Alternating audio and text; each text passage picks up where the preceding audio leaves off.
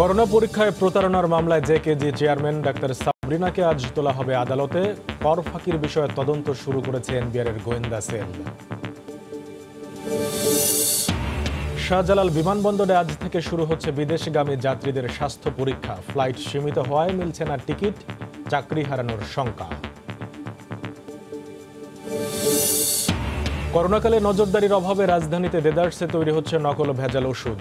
পাইকারি দরে মিলছে দোকানে, চোরাই পথে যাচ্ছে বিদেশেও। করোনা মহামারীতে ক্ষুদ্র মাঝারি উদ্যোক্তারা ঝুঁকছেন সুরক্ষা সামগ্রী ব্যবসায়। টিকিয়ে রাখতে ব্যাংক ঋণ নিশ্চিতের দাবি।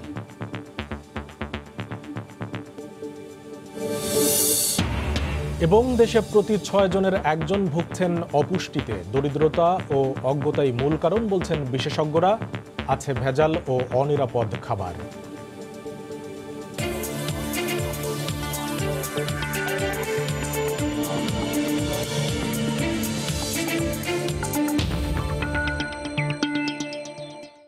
আমন্ত্রণ জানাচ্ছি দেশ ও দেশের বাইরের অর্থ বাণিজ্যের নানা খবর নিয়ে আমাদের নিয়মিত আয়োজনে সময়ের বাণিজ্যে আপনাদের সঙ্গে আছি আমি কামরুল হাসান সবুজ। প্রতারণার মামলায় গ্রেফতার JKG chairman doctor Sabrina Arif চৌধুরীকে আজ আদালতে তোলা হবে। গতকাল জিজ্ঞাসাবাদের জন্য তেজগাঁও উপ পুলিশ কমিশনারের কার্যালয়ে তাকে ডেকে নেওয়ার পর গ্রেফতার দেখানো হয়। পুলিশের জানায় জিজ্ঞাসাবাদে সাবরিনা কোনো সদুত্তর দিতে পারেননি। এদিকে গ্রেফতারের পর সাবরিনাকে রেজিস্টার্ড চিকিৎসকের পদ থেকে সাময়িক বরখাস্ত করা হয়েছে। রোববার দুপুর 1টায় তেজগাঁও উপপুলিশ কমিশনার কার্যালয়ে আসেন জেকেজি হেলথ কেয়ারের চেয়ারম্যান ডাক্তার সাবরিনা। এর পরপরই শুরু হয় পুলিশের জিজ্ঞাসাবাদ, যা চলে টানা 3 ঘন্টা। জিজ্ঞাসাবাদে পুলিশের করা একটি প্রশ্নেরও সদুত্তর দিতে পারেনি জেকেজির চেয়ারম্যান। পরে স্বামী আরিফের মতোই প্রতারণার মামলায় গ্রেফতার দেখানো হয় সাবরিনাকে। সংবাদ সম্মেলনে পুলিশ জানায়, হাজারো মানুষকে করোনার ভুয়া রিপোর্ট দিয়ে তাদের জীবনকে ঝুঁকিতে ফেলেছে জেকেজি। আর চেয়ারম্যান হিসেবে সাবরিনা কোনোভাবেই দায় এড়াতে পারবে না। আমরা মনে করি যে উনি কখনোই একজন চেয়ারম্যান হিসাবে এই কোম্পানি যে মানুষকে ক্ষতিগ্রস্ত করছে, তা যারা নেগেটিভ তাদেরকে পজিটিভকে নেগেটিভ বানাচ্ছে, হাজার হাজার মানুষ সংক্রমণ করছে, মানুষকে প্রতারণা করছে, টাকার বিনিময়ে বিদেশের মাটিতে বাংলাদেশের ভাবমূর্তি ক্ষুণ্ণ করছে, সেই প্রেক্ষিতে আমরা তাকে অ্যারেস্ট করে। পুলিশ জানায়, প্রতারণার মামলায় সাবরিনাকে সোমবার আদালতে তোলা হবে। সেখানে তার 4 দিনের রিমান্ড চাওয়া হবে। রিমান্ডের প্রেক্ষিতে আমরা আরও কিছু তথ্যপত্র সংগ্রহ করে এর সাথে যদি আরও কেউ জড়িত থাকে তাদের বিরুদ্ধে আইনানুগ ব্যবস্থা নেওয়া হবে। গত 24 জুন জেকেজির গুলশান কার্যালয়ে অভিযান চালিয়ে সাবরিনার স্বামী প্রতারক আরিফ চৌধুরী সহ 6 জনকে গ্রেফতার করে পুলিশ। রিমান্ড শেষে আদালতে করোনা টেস্টের নামে প্রতারণার কথা স্বীকার করে জবানবন্দি দেয় তারা। এই ঘটনায় তেজগাঁও থানায় 4টি মামলা দায়ের হয়। জেকেজির মাঠকর্মীরা দেশের বিভিন্ন স্থান থেকে করোনার নমুনা সংগ্রহ করত। প্রতি রিপোর্টে পরীক্ষার কথা বলে 5 থেকে 10,000 টাকা আদায় করা হতো। বিদেশিদের কাছ থেকে নেওয়া হতো $80 থেকে $100। সেই হিসেবে করোনা পরীক্ষার ভুয়া রিপোর্টে প্রতিষ্ঠানটি প্রায় 8 কোটি টাকা হাতিয়ে নিয়েছে বলে পুলিশের ধারণা। প্রতিষ্ঠানটি নিজেদের ল্যাপটপ থেকে 15,460টি ভুয়া করোনা রিপোর্ট দেয়। মার্জিয়া মুমু, সময় সংবাদ, ঢাকা।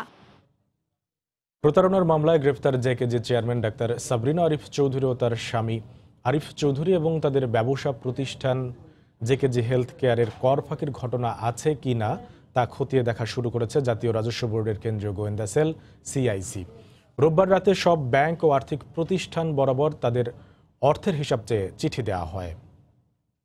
চৌধুরী, ডাক্তার সাবরিনা এবং তাদের জিকেজি হেলথ যে আছে হেলথ কেয়ার, তাদের ব্যাংক অ্যাকাউন্ট আমরা ফ্রিজ করেছি, ব্যাংক অ্যাকাউন্ট সার্চ করছি, সার্চ এন্ড ফ্রিজ। গতকালকে আমরা চিঠি দিয়ে দিচ্ছি। না, চিঠি আমাদেরকে আমরা চিঠি ইস্যু করবো। ধারাগুলোর কথা উল্লেখ থাকে, এই ধারা ক্ষমতা বলে আমরা আপনার কাছে এই তথ্যগুলো চাইছি যে এই তথ্যগুলো দিবেন আগামী 7 দিনের মধ্যে। আমরা কর ফাঁকির বিষয়গুলো আমরা যেহেতু রাজ্য রাজস্ব বোর্ড থেকে করতেছি, আমরা মূলত দেখবো তার কর ফাঁকির বিষয়গুলো আগেরা ঘটনা ঘটছে কিনা, প্রাতিষ্ঠানিক এবং ব্যক্তিগত। রিজেন্ট ইস্যুতে মুখোমুখি স্বাস্থ্য মন্ত্রণালয় ও স্বাস্থ্য অধিদপ্তর। রিজেন্ট হাসপাতালের সঙ্গে চুক্তি স্বাক্ষর মন্ত্রণালয়ের ঊর্ধ্বতন কর্তৃপক্ষের নির্দেশে স্বাস্থ্য অধিদপ্তরের এই চিঠির বিষয়ে ব্যাখ্যা জানতে চেয়ে অধিদপ্তরের মহাপরিচালককে শোকজ করা হয়েছে। আগামী 3 কর্মদিবসের মধ্যে চিঠির জবাব চেয়েছে স্বাস্থ্য মন্ত্রণালয়। কোভিড চিকিৎসা নিয়ে কেলেঙ্কারিতে দেশজুড়ে এখন আলোচনায় রিজেন্ট হাসপাতালের চেয়ারম্যান মোহাম্মদ শাহেদ। রিজেন্ট হাসপাতালে অভিযানের পরেই একে একে বেরিয়ে আসতে থাকে থলের বিড়াল। প্রশ্ন উঠে, লাইসেন্স নবায়ন হয়নি জেনে শুনে এমন হাসপাতালের সঙ্গে কেন চুক্তি করল অধিদপ্তর? এরই প্রেক্ষিতে নিজেদের অবস্থান ব্যাখ্যা দেয় স্বাস্থ্য অধিদপ্তর। বিজ্ঞপ্তিতে বলা হয়, মন্ত্রণালয়ের বিশেষ সুপারিশেই কোভিড টেস্ট আর চিকিৎসার অনুমতি পায় রিজেন্ট হাসপাতাল। এ বিষয়ে দিনভর যোগাযোগ করেও মন্ত্রণালয় কিংবা অধিদপ্তরের কারো বক্তব্য পাওয়া যায়নি। এমন বাস্তবতায় রোববার বিকেলে অধিদপ্তরের এমন চিঠির পূর্ণাঙ্গ ব্যাখ্যা চেয়ে মহাপরিচালকের কাছে কারণ দর্শানোর নোটিশ দেয় মন্ত্রণালয়। রিজেন্ট হাসপাতালের সঙ্গে চুক্তির পূর্বে কি কি বিষয় বিবেচনা করা হয়েছিল, চুক্তি করার পর উদ্ধৃত শর্তসমূহ প্রতিপালনে কি কি পদক্ষেপ গ্রহণ করা হয়েছিল এবং মন্ত্রণালয়ে ঊর্ধ্বতন কর্তৃপক্ষের নির্দেশনা বলতে কি বোঝানো হয়েছে তার সুস্পষ্ট ব্যাখ্যা প্রদান করার জন্য নির্দেশক্রমে অনুরোধ করা হলো। আগামী ৩ কর্মদিবসের মধ্যে চিঠির জবাব চেয়েছে স্বাস্থ্য মন্ত্রণালয়। রাশেদ লিমন, সময় সংবাদ, ঢাকা। রাজধানীতে দেদারসে তৈরি হচ্ছে নকল ও ভেজাল ওষুধ। এই মুহূর্তে প্রশাসনের সব নজরদারি যেহেতু করোনা কেন্দ্রিক, তাই এই সুযোগটাকেই কাজে লাগাচ্ছে প্রতারক চক্র। অ্যান্টিবায়োটিক তো বটেই, ক্যান্সারের মতো জটিল রোগের ভেজাল এসব ওষুধ দেশের পাশাপাশি চোরাই পথে যাচ্ছে বিদেশেও। বিশেষজ্ঞরা বলছেন এগুলো মানবদেহের জন্য অত্যন্ত ক্ষতিকারক। সাইদুল ইসলামের ছবিতে আতিকুর রহমান তমালের রিপোর্ট। চলছে ওষুধ প্যাকেজিংয়ের কাজ। শুধু এই কাজ করার বেতন 15,000 টাকা। রাজধানীর মোহাম্মদপুরের হুমায়ুন রোডের এই বাসার 2টি ফ্লোর ভাড়া নিয়ে এই কাজ চলত দিনের পর দিন। আবাসিক এলাকা, তাই সন্দেহের সুযোগ কম। দেশের নামি দামি বেশ কয়েকটি কোম্পানির ওষুধ নকল করে সেগুলো দেশের বাজারে তো বটেই, মোবাইল যন্ত্রাংশের আড়ালে পাঠিয়ে দেওয়া হতো ভারত ও চীনে। মাত্র 30টি ট্যাবলেটের এই এক ফাইল ওষুধের দাম 15,000 টাকা। যে জায়গায় বসে ওষুধ প্যাকেজিং হতো তার পাশের ঘরে পাওয়া গেল গাঁজা ও ইয়াবা সেবনের সরঞ্জাম। এই কোম্পানির নাম KM ট্রেডার্স। মালিক মামুনের দাবি, তাকে এই ওষুধগুলো সরবরাহ করত মাসুদ রানা নামের একজন, কিন্তু এসব তৈরি হতো কোথায় তা জানা নেই তার। এখানে MRP প্রাইস 15,000 টাকা আছে, কিন্তু আমি উনার কাছ থেকে কিছু কম পাইতাম। ধরেন যে না, এই 7,000 টাকা দিত। গোয়েন্দা পুলিশ বলছে মাসুদকে ধরতে মাঠে নেমেছেন তারা। এই মাসুদ রানা চক্রের আরো কিছু লোকজন আছে, আমাদের তদন্ত চলতেছে। আশা করি ইনশাআল্লাহ আমরা পুরো চক্রটাই পেয়ে যাব। রাজধানীর মিটফোর্ড ও বাবুবাজার এলাকার ওষুধের দোকানগুলোতে পাইকারি দরে মিলছে নকল ওষুধ। নামি দামি কোম্পানির একটি অ্যান্টিবায়োটিকের দাম যেখানে 10 টাকা, সেখানে একই নামের কিংবা কিছুটা ভিন্ন নামের ওষুধ মিলছে নামমাত্র দামে। বিশেষজ্ঞরা বলছেন এসব ওষুধ দেহের জন্য মারাত্মক ক্ষতিকর। যেহেতু দৃষ্টি চলে গেছে করোনার দিকে, এখন এই দুষ্কৃতিকারীরা, দুর্নীতিবাজ, নকলবাজ, ভেজাল ওষুধ যারা তৈরি করে তারা সুযোগ পেয়ে গেছে। প্রতিষ্ঠিত কোম্পানিগুলো বিদেশে অনেক ওষুধ রপ্তানি করে থাকে। তো সুতরাং এই ওষুধ রপ্তানি বিঘ্নিত হবে যদি আমরা নকল ভেজাল ওষুধ, ক্ষতিকর ওষুধ যদি আমরা বন্ধ করতে না পারি। ওষুধ প্রশাসন অধিদপ্তরের দাবি, সাধ্যমতো কাজ করছেন তারা। আমাদের নজরে যেগুলো আসতেছে এবং আমাদের ইন্টেলিজেন্সে যতগুলোই ধরা পড়ছে সেগুলোর বিষয়ে কিন্তু আমরা ব্যবস্থা গ্রহণ করছি। বিশ্ববাজারে বাংলাদেশের ওষুধের কদর রয়েছে। বিশ্বের প্রায় 150 দেশে রপ্তানি হয় বাংলাদেশের ওষুধ। আতিকুর রহমান তমাল, সময় সংবাদ, ঢাকা। ঠিকাদার মিঠু ও তার সিন্ডিকেটের অনিয়ম আর দুর্নীতিতে খোলস সর্বস্ব হাসপাতালে পরিণত হয়েছে রংপুর মেডিকেল। এতে করোনাকালের মহাসংকটে ন্যূনতম চাহিদা পূরণে ব্যর্থ হচ্ছে প্রতিষ্ঠানটি। CCU, ICU, cardiac surgery, burn unit অকার্যকর। MRI ও ডিজিটাল এক্সরে মেশিন বসানো হলেও চালু হয়নি। অনুসন্ধানে বেরিয়ে আসছে প্রতিষ্ঠানটির দৈন্যদশা। শাকিল মাহমুদের ক্যামেরায় বিস্তারিত রতন সরকারের রিপোর্টে। লোহালক্কর ভাঙাচোরা বেডের এই স্তূপই রংপুর মেডিকেলের করোনারি কেয়ার ইউনিট সিসিইউ। 15টি বেডের প্রায় সবকটি শূন্য। বেডের পাশে খোলসগুলো দেখা গেলেও ভেতর ফাঁকা, নেই যন্ত্রাংশ। ইসিজির মতো জরুরি মেশিন থাকলেও সেটা কাজ করে না। এটা আসলে ওইভাবে আমরা কেউ ইউজ করি না, কারণ কি ওই পাশে আছে মেশিন, মেনলি ওই পাশে সব রোগী করা হয়। বার্ন ইউনিটের ইনচার্জ জানালেন, মেশিনপত্র খুলে নেওয়া হয়েছে আইসিইউতে। আর আইসিইউ লকডাউন করোনা সংক্রমণের কারণে। আর বেশিরভাগ কিডনি রোগী ডায়ালিসিস করতে পারে না, মেশিন নষ্ট।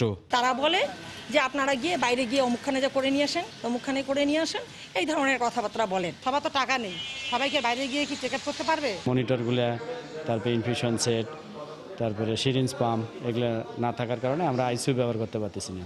মেশিনপত্র বসানো হয়নি বলে কার্ডিয়াক সার্জারি বিভাগ চালু হয়নি গত 5 বছরে। এমআরআই ও ডিজিটাল এক্স-রে মেশিন উদ্বোধনের পর চালুই হয়নি। বছরখানেক ধরে সেটিংয়ের অপেক্ষায় পড়ে আছে নতুন মেশিন। এখান থেকে আমাদের এই সাধারণ মানুষরা যেটা উপকৃত হওয়ার কথা, তারা কিন্তু বাইরে গিয়ে আবার প্রতারিত হচ্ছে। টেন্ডারের মাধ্যমে সে যে সমস্ত জিনিসপত্র দিয়েছেন এগুলো অত্যন্ত নিম্নমানের জিনিস এবং সেগুলোর বেশিরভাগগুলোই অকেজো হয়ে পড়ে আছে। জনগণের স্বাস্থ্যসেবার মান উন্নয়নে সরকারি বরাদ্দ লোপাটের অভিযোগ উঠলেও এর কোনো জবাব নেই হাসপাতালের ভারপ্রাপ্ত প্রধানের কাছে। আমার জয়েন করা হলো 6 মাস, এই অল্প সময়ের মধ্যে এত কিছু জানা কি আমার পক্ষে সম্ভব? স্থানীয়রা বলছেন, টানা 3টি মেয়াদে বর্তমান সরকার এই হাসপাতালের উন্নয়ন ও সম্প্রসারণে অনেক উদ্যোগ নিলেও নিম্নমানের যন্ত্রপাতি আর অনিয়মের মাধ্যমে বরাদ্দের বড় অংশ লোপাট করে নেয় ঠিকাদার মোতাজ্জেরুল ইসলাম মিঠু ও তার সিন্ডিকেট। রতন সরকার, সময় সংবাদ, রংপুর। ফ্লাইট সীমিত হওয়ায় টিকিট মিলছে না। এর মধ্যে বিদেশ গমনের ক্ষেত্রে কোভিড সার্টিফিকেটের বাধ্যবাধকতা বিপাকে ফেলেছে যাত্রীদের। নির্দিষ্ট সময়ের মধ্যে যেতে না পারলে শুধু চাকরি হারানো নয়, শেষ হবে ভিসার মেয়াদ। এই অবস্থায় আজ থেকে হযরত শাহজালাল আন্তর্জাতিক বিমানবন্দরে শুরু হচ্ছে বিদেশগামী যাত্রীদের স্বাস্থ্য পরীক্ষা। বিস্তারিত জানাচ্ছেন হাজেরা শিউলি। নানা জটিলতা পেরিয়ে অবশেষে সংযুক্ত আরব আমিরাতের দুবাই ও আবুধাবি রুটে চলতি সপ্তাহে চালু হচ্ছে নিয়মিত ফ্লাইট। তবে করোনা পরিস্থিতিতে রেসিডেন্স পারমিট ও বিজনেস ভিসাধারী প্রবাসীদের অনেকেই দেশটিতে যাওয়ার অনুমতি পেলেও মিলছে না টিকিট। বিমানসহ সব বিদেশি এয়ারলাইন্স টিকিট ইস্যু বা টাকা ফেরত দেওয়ার প্রতিশ্রুতি দিলেও ভোগান্তি পোহাতে হচ্ছে প্রবাসীদের। ফলে নতুন করে বেশি দামে তাদের বিজনেস ক্লাসের টিকিট কাটতে হচ্ছে। প্রবাসীদের অভিযোগ, বিমানের সেলস অফিসে টিকিট না মিললেও বাড়তি টাকা দিলে ট্রাভেল এজেন্সিগুলোর কাছে টিকিট মিলছে। ইকোনমি সিট নাই, বলতেছে আপনার বিজনেস সিট আছে, 1,30,000 টাকা চায়। এই টিকিটগুলি ওনারা ট্রাভেল চালারা ওনাদের কাছ থেকে বুকিং দিয়ে রাখছে, কেউ সিট ছাড়তেছে না।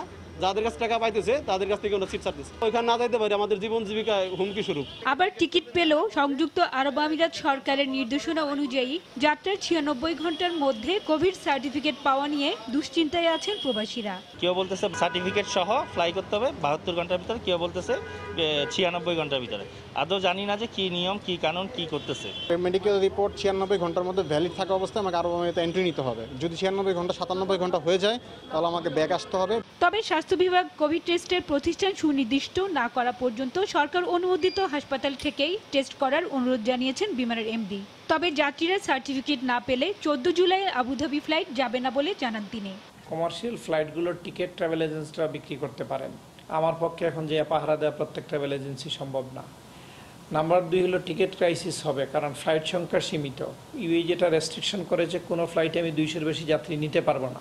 এদিকে সোমবার থেকে শাহজালাল আন্তর্জাতিক বিমানবন্দরে বিদেশগামীদেরও স্বাস্থ্য পরীক্ষার ব্যবস্থা থাকবে বলে জানায় সিভিল এভিয়েশন। বিশ্ব স্বাস্থ্য সংস্থার নিয়ম অনুসারে স্বাস্থ্য অধিদপ্তর কর্তৃক নির্ধারিত ডাক্তার অথবা স্বাস্থ্যকর্মী দ্বারাই করতে হবে। তবে এখন থেকে সেটাও পালন করা হবে। অ্যারাইভেলে যেরকম আছে আমাদের ডাক্তার এবং নার্স আছে দেখার জন্য, আমাদের ডিপার্চার এখন থেকে আমাদের এই ধরনের স্বাস্থ্যকর্মী থাকবেন। ফ্লাইট না থাকায় করোনার কারণে ছুটিতে দেশে ফিরে আটকা পড়েছেন লক্ষাধিক প্রবাসী। হাজেরা শিউলি, সময় সংবাদ, ঢাকা। আজ থেকে হযরত শাহজালাল আন্তর্জাতিক বিমানবন্দরে শুরু হচ্ছে বিদেশগামী যাত্রীদের স্বাস্থ্য পরীক্ষা। এই মুহূর্তে বিমানবন্দরে আছেন রিপোর্টার হাজেরা শিউলি। সরাসরি চলে যাচ্ছি তার কাছে। শিউলি, কামরুল, আপনি জানেন যে গত 16 জুন আন্তর্জাতিক রুটে সীমিত পরিসরে বিমান চলাচল শুরু হয়। তবে এরপরও কিন্তু এখনও মাত্র 5টি এয়ারলাইন্স হচ্ছে আন্তর্জাতিক রুটে ফ্লাইট পরিচালনা করছে এবং তা খুবই কম। যেখানে আগে প্রতিদিনই 230 থেকে 40টি ফ্লাইট ওঠানামা করতো, সেখানে 10 থেকে 12টি বেশি কিন্তু ফ্লাইট ওঠানামা করছে না। এবং আপনারা জানেন যে সম্প্রতি ইতালিগামী বাংলাদেশ বিমানের বিশেষ ফ্লাইটে একাধিক করোনা রোগী শনাক্ত হওয়ার পর ইতালি বাংলাদেশ থেকে ফ্লাইট স্থগিত করে সাময়িক সময়ের জন্য।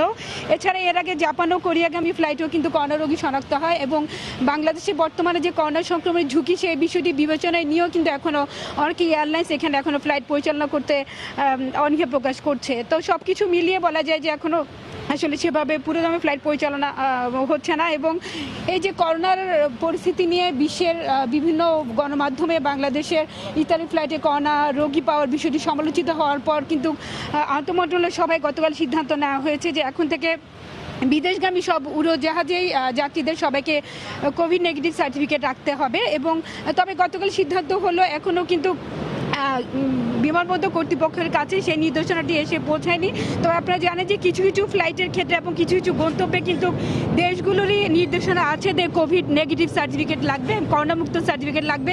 সেক্ষেত্রে সংযুক্ত আরব আমিরাত এবং আবুধাবির ক্ষেত্রে সংযুক্ত আরব আমিরাতের যে ডেস্টিনেশনগুলো আছে সবগুলো রুটের ক্ষেত্রে যাত্রীদেরকে কোভিড নেগেটিভ সার্টিফিকেট তাদের দেশে প্রবেশের জন্য বাধ্যতামূলক করা হয়েছে। তবে অন্যান্য গন্তব্যগুলোতে এখনও আসলে যেসব দেশ চাচ্ছে সেসব ক্ষেত্রে কোভিড নেগেটিভ সার্টিফিকেট যাত্রীদেরকে রাখার জন্য বলা হচ্ছে। তবে যখন বিমানবন্দর কর্তৃপক্ষের কাছে পররাষ্ট্র মন্ত্রণালয়ের সেই নির্দেশনাটি এসে পৌঁছাবে তখন থেকে বাকি সব ফ্লাইটে কিন্তু যাত্রীদেরকে কোভিড নেগেটিভ সার্টিফিকেট নিতে হবে। এর বাইরে আপনারা জানেন যে গতকালই সিভিল এভিয়েশন চেয়ারম্যান বলেছিলেন যে বিদেশগামী যাত্রীদের যে স্বাস্থ্য পরীক্ষার যে বর্তমান ব্যবস্থা আছে সেক্ষেত্রে তারা শুধু তাদের যে নিরাপত্তা কর্মী আছে তারা এই হ্যান্ডহেল্ড থার্মোমিটার দিয়ে যাত্রীদের শরীরের তাপমাত্রা পরীক্ষা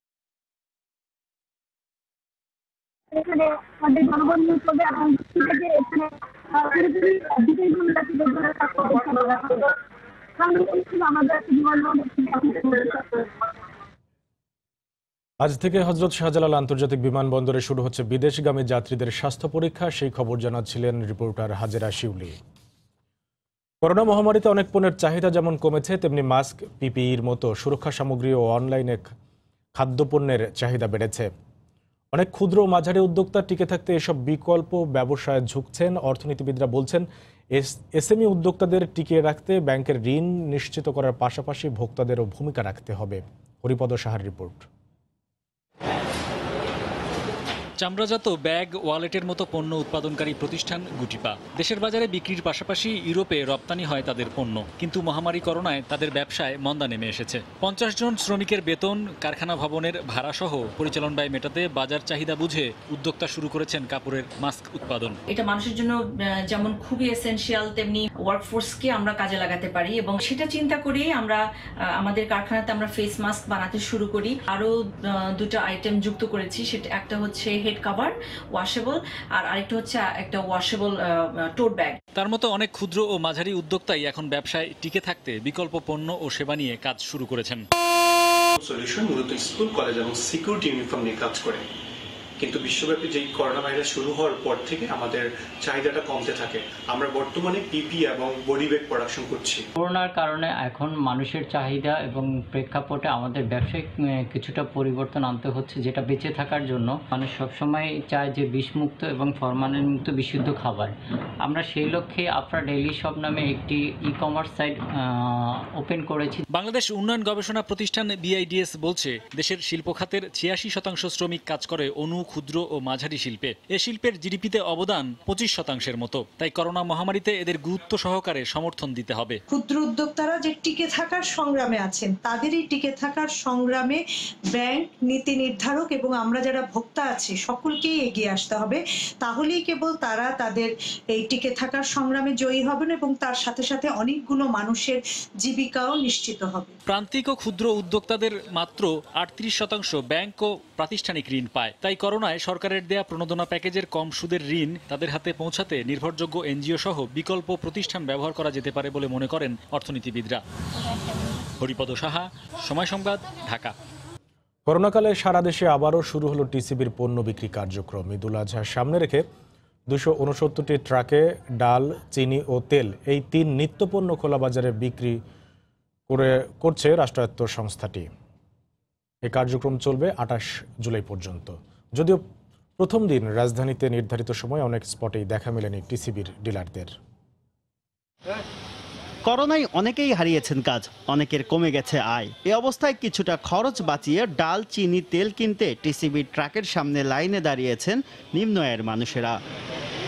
ঈদুল আজহা উপলক্ষে 50 টাকা কেজি দরে 1 কেজি ডাল এবং 2 কেজি চিনি কিনতে পারছেন একজন ক্রেতা। 80 টাকা লিটারে কেনা যাচ্ছে সর্বোচ্চ 5 লিটার সয়াবিন তেল। দীর্ঘ লাইনে দাঁড়ানোর কিছুটা ভোগান্তি থাকলেও কম দামে পণ্য কিনতে পেরে সন্তোষ জানালেন তারা। তেল 400 টাকা, ডাল হলো 50 টাকা, দোকান হলো 100 টাকা। চাকরি বাকরি নাই, তারপরেও কষ্ট করে এই যে এগুলা লাইনে দাঁড়ায়া নিচ্ছি। আমাদের একটা আর্জি থাকবে যে এই টিসিপি পণ্যের ভিতরে যাতে কোনো অনিয়ম যাতে না হয়। ডিলাররা জানালেন প্রতিদিন 200 কেজি ডাল, 600 কেজি চিনি এবং 1200 লিটার সয়াবিন তেল বরাদ্দ পাচ্ছেন তারা। ক্রেতাদের চাহিদা বাড়লে বাড়তি বরাদ্দের আবেদন করা হবে। প্রতিদিন 2000 কেজি পণ্য নিয়ে আসব এবং আমরা এর ভিতরে 1200 কেজি তেল, 600 কেজি চিনি, 200 কেজি মসুরের ডাল এটা আমরা সরবরাহ করব। প্রতিদিন সকাল থেকে আমাদের কাছে পাওয়া যাবে যথেষ্ট পণ্য। যদি প্রয়োজন হয় আমরা আরও বাড়িয়ে আনবো এবং বাড়িয়ে দেব। টিসিবি জানিয়েছে বিভাগীয় জেলা শহরের পাশাপাশি পণ্য বিক্রি কার্যক্রম চলছে উপজেলা পর্যায়েও। শুভ খান, সময় সংবাদ, ঢাকা। ঈদুল আজহা সামনে রেখে সারা দেশে শুরু হচ্ছে টিসিবির পণ্য বিক্রি কার্যক্রম। এই মুহূর্তে রাজধানীর প্রেস ক্লাব এলাকায় আছেন রিপোর্টার মামুন আবদুল্লাহ। সরাসরি চলে যাচ্ছি তার কাছে। মামুন। সবুজ, আপনারা জানেন যে ঈদুল আজহা উপলক্ষে গতকাল থেকে টিসিবির খোলা বাজারে পণ্য বিক্রি শুরু হয়েছে এবং আজকেও সেটি চলছে। তবে দুর্ভাগ্যের বিষয় হচ্ছে আমরা রাজধানীর বেশ কয়েকটি স্পটে, খুবই প্রসিদ্ধ কয়েকটি স্পট যেমন খামারবাড়ি, তেজগাঁ, বাড্ডা, এই কয়েকটি স্পটে কিন্তু বেশিরভাগ দেওয়া হয় খোলা বাজারে টিসিবির পণ্য। আমরা সকাল থেকে ঘুরে সেখানে কোনো প্রকার টিসিবির পণ্য বিক্রি দেখতে পারিনি। তবে এখন আমরা এসেছি প্রেস ক্লাবের সামনে। প্রেস ক্লাবে যথারীতি আজকেও দেওয়া হচ্ছে খোলা বাজারে পণ্য বিক্রি আসলে শুরু হয়েছে এবং এখানে আপনি দেখতে পাচ্ছেন বেশ বড় লম্বা লাইনে সিরিয়ালে দাঁড়িয়ে ক্রেতারা আসলে পণ্য কিনছেন। আপনাকে যদি একটু বলি যে 3টি পণ্য দেওয়া হচ্ছে। এর আগে আমরা দেখেছি লকডাউনের ভিতরে 5টি পণ্য দেওয়া হয়েছিল। এবার 3টি পণ্য বিক্রি করা হচ্ছে আপনার খোলা বাজারে। চিনি, মসুর ডাল এবং তেল, এটি আসলে নির্দিষ্ট পরিমাণে দেওয়া হচ্ছে। চিনি দেওয়া হচ্ছে 2 কেজি করে, মসুর ডাল দেওয়া হচ্ছে 1 কেজি করে এবং তেল দেওয়া হচ্ছে 5 কেজি করে সর্বোচ্চ।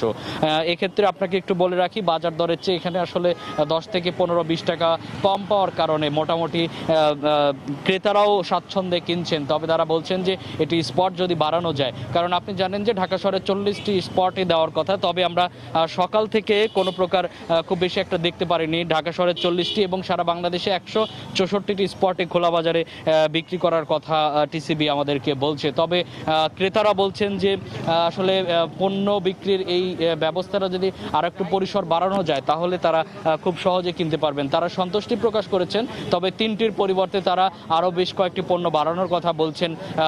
আমার এখানে দেওয়া হচ্ছে চিনি 50 টাকা করে 70 টাকার পরিবর্তে এবং আপনার মসুর ডাল 80 টাকা বাজারে সেটি ইন্ডিয়ান মসুর ডাল এখানে 50 টাকায় দেওয়া হচ্ছে এবং চিনি দুঃখিত ভোজ্য তেল এখানে দেওয়া হচ্ছে 400 টাকা 5 লিটারের। তো সবুজ, এই ছিল আমার কাছে টিসিবির খোলা বাজারে পণ্য বিক্রির সবশেষ অবস্থা। টিসিবির পণ্য বিক্রির কার্যক্রমের খবর জানাচ্ছিলেন রিপোর্টার মামুন আবদুল্লাহ। করোনা নমুনা পরীক্ষায় প্রতারণা মামলায় জেকেজির চেয়ারম্যান ডাক্তার সাবরিনাকে আদালতে নেওয়া হয়েছে। এই মুহূর্তে সিএমএম আদালত প্রাঙ্গণে আছেন রিপোর্টার আফজাল হোসেন। সরাসরি চলে যাচ্ছি তার কাছে। আফজাল। সবুজ, জেকেজির চেয়ারম্যান ডাক্তার সাবরিনা আরিফ চৌধুরীকে কিছুক্ষণ আগেই কিন্তু ঢাকার যে মুখ্য মহানগর হাকিম আদালতে সেখানে তোলা হয়েছে। আমরা যতটুকু জানতে পেরেছি কিছুক্ষণ পরে তারকে 4 দিনের রিমান্ডের নেয়ার যে আবেদন, সেই আবেদনের উপর শুনানি হবে এবং শুনানি শেষেই ম্যাজিস্ট্রেট তার রিমান্ড মঞ্জুর করবেন কি করবেন না সেই বিষয়টি ফয়সালা দিবেন বা সেই বিষয়ে সিদ্ধান্ত দিবেন। আর এই মুহূর্তে আমরা সিএমএম কোর্টের সামনে রয়েছি। আমরা এসে যেটি দেখেছি যে ডাক্তার সাবরিনা ফেরদৌসের এই জামিন শুনানিকে ঘিরে উৎসুক জনতার একটা ভিড় কিন্তু লক্ষ্য করা গেছে। গত কয়েকদিন ধরে ডাক্তার সাবরিনা ফেরদৌসের যে অনিয়মের বিষয়টি, জালিয়াতির বিষয়টি যখন গণমাধ্যমে আসছিল এবং ডাক্তার সাবরিনা আরিফের যে ছবিগুলো সামাজিক যোগাযোগের মাধ্যমে ভাইরাল হয়েছিল, সেই প্রেক্ষাপটেই মূলত ডাক্তার সাবরিনা আরিফের রিমান্ড শুনানিকে ঘিরে একটি উৎসুক জনতার কিন্তু আমরা ভিড় লক্ষ্য করছি। আর এখন পর্যন্ত জামিন বা তার রিমান্ডের বিরোধিতা করে কোনো আইনজীবী শুনানি করবেন কিনা সে বিষয়টি আমরা জানতে পারিনি। তবে রাষ্ট্রপক্ষ থেকে বলছে যে এই মামলার যে তদন্ত কর্মকর্তা আছেন তিনি তাকে 4 দিনের রিমান্ডে নেয়ার জন্য ম্যাজিস্ট্রেটের কাছে আবেদন করবেন, যে আবেদনের দিনের শুনানিটি কিছুক্ষণ পরেই শুরু হবে বলে আমরা জানতে পেরেছি। আর বলে রাখি যে এই জেকেজি হেলথ কেয়ার নিয়ে যে জালিয়াতির বিষয়টি গত কয়েকদিন ধরেই গণমাধ্যমের, বিশেষ করে গণমাধ্যমে এবং টক অফ দ্য কান্ট্রি হয়ে গিয়েছিল যে তারা কিভাবে প্রতারণা করেছে, যে 15,460টি নমুনা পরীক্ষা না করেই সনদ দিয়ে দিয়েছিল, অর্থাৎ পরীক্ষার রিপোর্ট দিয়ে দেওয়া হয়েছিল। আর আরেকটি বিষয় বলে রাখি যে এই মামলায় ডাক্তার সাবরিনা আরিফ চৌধুরীর বা সাবরিনা যে স্বামী আরিফ চৌধুরী, যিনি জেকেজির প্রধান নির্বাহী কর্মকর্তা, তিনিও কিন্তু গ্রেফতার হয়েছেন।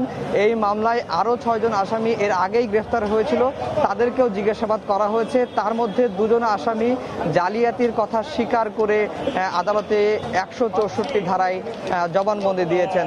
সবশেষ যখন জেকেজি চেয়ারম্যান ডাক্তার সাবরিনা চৌধুরীকে পুলিশ বারবারই বলছিল যে তাকে খুঁজে পাওয়া যাচ্ছিল না, কিন্তু আমাদের টেলিভিশনে ডাক্তার সাবরিনা চৌধুরী সর্বপ্রথম সাক্ষাৎকার দিয়েছিলেন এবং তিনি যেটি বলেছেন যে এই জেকেজির নমুনা পরীক্ষায় যে অনিয়মগুলো হয়েছে সেই বিষয়টি তিনি স্বাস্থ্য অধিদপ্তর মহাপরিচালককে জানিয়েছেন। এরপরেই কিন্তু আমরা দেখেছি যে নাটকীয়ভাবেই তেজগাঁও থানা পুলিশ সাবরিনাকে তাকে থানায় তলব করে, তলব করার পরে তাকে জিজ্ঞাসাবাদ শেষে এই মামলায় গ্রেফতার দেখানো হয়েছে। অর্থাৎ যে মামলায় সাবরিনার স্বামী আরিফকে গ্রেফতার করা হয়েছে সেই মামলায় তাকে গ্রেফতার করা হয়েছে।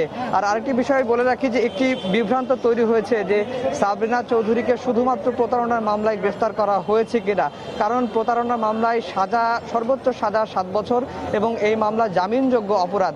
সেই কারণে একটি বিভ্রান্ত তৈরি হয়েছে যে অনেকেই বলছেন যে সাবরিনা চৌধুরীকে গ্রেফতার করার পরে 4 মাসের বেশি কারাগারে রাখা সম্ভব না, কারণ মামলাটি অত্যন্ত দুর্বল। কিন্তু আমরা মামলার এফআইআরে যেটি দেখেছি, সেই এফআইআরে দেখেছি যে সাবরিনা চৌধুরীকে মূলত 7টি ধারায় মামলা করা হয়েছে। যে 7টির সমস্ত ধারা যদি আমরা সাজাগুলো একত্রে করি তাহলে দেখতে পাবো যে সাবরিনার বিরুদ্ধে অপরাধ প্রমাণিত হলে তার 12 থেকে 13 বছরের দণ্ড হতে পারে। যাই হোক, এটি পরের বিষয়।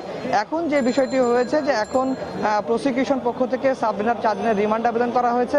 কিছুক্ষণের মধ্যেই এই রিমান্ড আবেদনের শুনানি হবে, এরপরই বিচারক এই বিষয়ে সিদ্ধান্ত জানাবেন। এই ছিল মুখ্য মহানগর হাকিম আদালতের সামনে থেকে আমার কাছে সবশেষ খবর। জেকেজির চেয়ারম্যান ডাক্তার সাবরিনাকে আদালতে নেওয়া হয়েছে, সেই খবর জানাচ্ছিলেন রিপোর্টার আফজাল হোসেন। করোনা ভাইরাসে মৃত্যুবরণকারী 3 সাংবাদিকের পরিবারকে 15 লাখ টাকা অনুদান দিয়েছে বসুন্ধরা গ্রুপ। রোববার রাজধানীর বসুন্ধরা আবাসিক এলাকার বসুন্ধরা গ্রুপের সদর দপ্তরে আয়োজিত অনুষ্ঠানে এসব অনুদানের চেক হস্তান্তর করা হয়। 3 সাংবাদিক পরিবারের সদস্যদের হাতে 5 লাখ টাকার চেক তুলে দেন বসুন্ধরা গ্রুপের ব্যবস্থাপনা পরিচালক স্যাম সুবহান। করোনায় প্রাণ হারানো সাংবাদিক হুমায়ুন কবির খোকন, মাহমুদুল হাকিম অপু ও আসলাম রহমানের পরিবারের হাতে এসব চেক তুলে দেওয়া হয়। এ সময় বাংলাদেশ প্রতিদিন ও নিউজ 24-এর সিইও নঈম নিজাম, কালের কণ্ঠ সম্পাদক ইমদাদুল হক মিলন সহ বসুন্ধরা গ্রুপের ঊর্ধ্বতন কর্মকর্তারা উপস্থিত ছিলেন।